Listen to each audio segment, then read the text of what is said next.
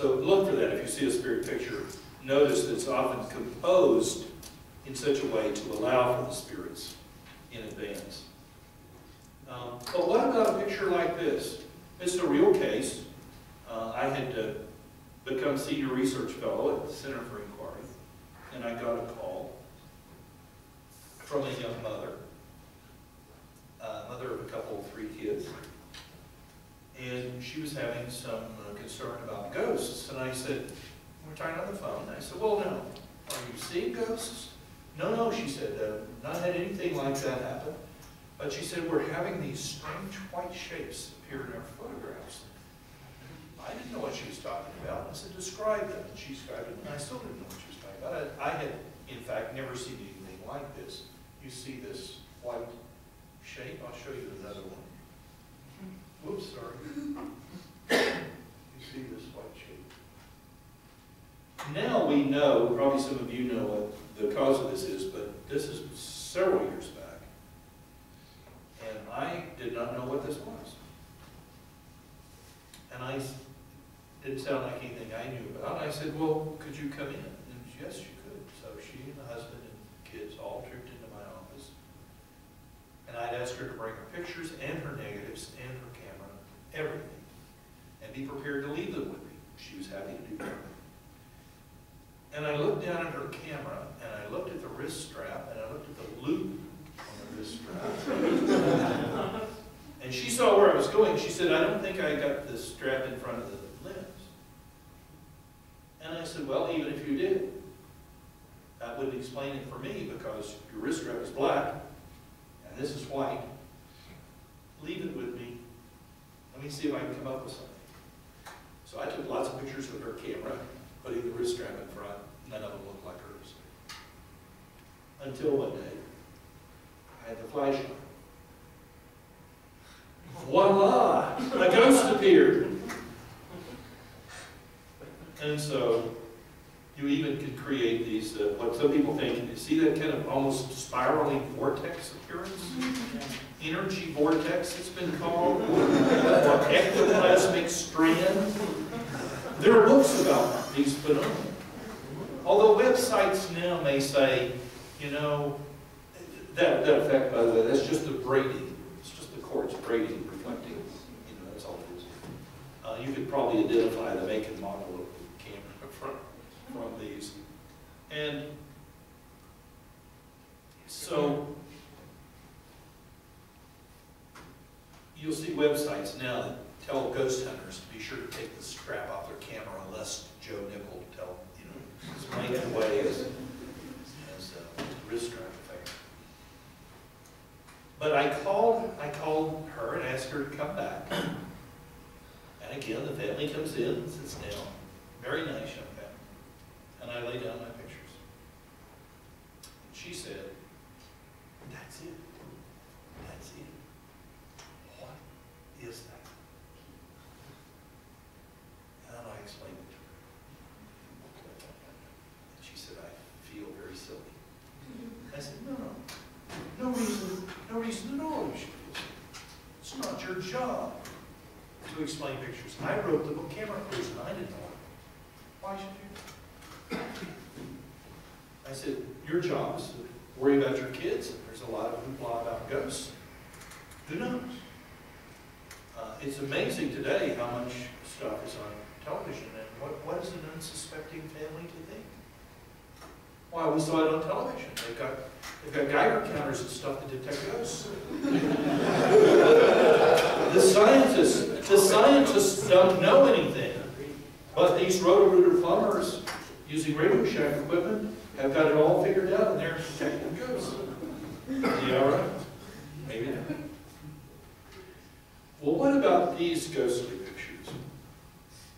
This is an actual swatch of cloth in which faces appeared in a dark green seance in Lexington, Kentucky in the 1980s. People were shown some blank pieces of cloth by a spiritualist who came in for the occasion. They paid a fee for this. he opened a bottle of ink and put it on the table. They turned out the lights. People had a piece of cloth. And in the dark, they were told that they might feel tugging on their cloth. The spirits, they would chant and sing and try to conjure up the spirits. And eventually, these little spirit faces appeared on their cloths, and they were told that these were their own spirit guides. So if this was your cloth, these were your spirit guides. Don't be afraid, they're really harmless. Well, a young lady got suspicious, and she went around, and people kind of laughed her off or whatever, but finally Education Television said, go see me. I would know what to do. And I got this swatch from her and a signed affidavit from her. And I proceeded to treat this as possible criminal matter. After all, this guy from Camp Chesterfield made $800. And I'm talking back when that was a lot of money. Today, of course, it's pocket change. You get that begging on the street, as you know. I'm talking about when $800 was a lot of money. And so I took this under advisement. She got home and she thought, I think I've just been flim-flam. And good for her. Good for her that she persisted and pursued this. So I looked at it with a professional photographer, Fred, and we just kind of brainstormed. Brainstorm with me for a little bit here. Would you not agree that these pictures look like real photographs of real people? Would you agree with that? Feel free to yell out if you don't agree with anything I'm saying. Don't they look indistinguishable from newspaper or magazine pictures? Aren't there directional light sources, like shadows and stuff, as if there's a light coming from a certain place, but aren't they different for the different pictures? And aren't the spirits wearing eyeglasses and earrings? But we don't know that they don't. And isn't there some unnecessary background material, as if this had something to do with some kind of transferring process? But of course, I'm the first to admit, but I don't know what the spirits might do, because I don't know that there are any spirits, you see, so they might do anything they want. But then I took this to my forensic friend in crime laboratory. Did I mention I wrote a book? Well, I know people, you know, like in the Secret Service document lab and places like that. And so I took this, and my friend John Fisher used argon laser light. Now we tried infrared, nothing showed up. Ultraviolet light, nothing showed up. But argon laser light, if you watch CSI and stuff, you know that they use alternative light sources. You could actually tune them now, get different wavelengths. Something might not show up under one sort of technique, but might show up under another, just due to the chemical properties or whatever is there.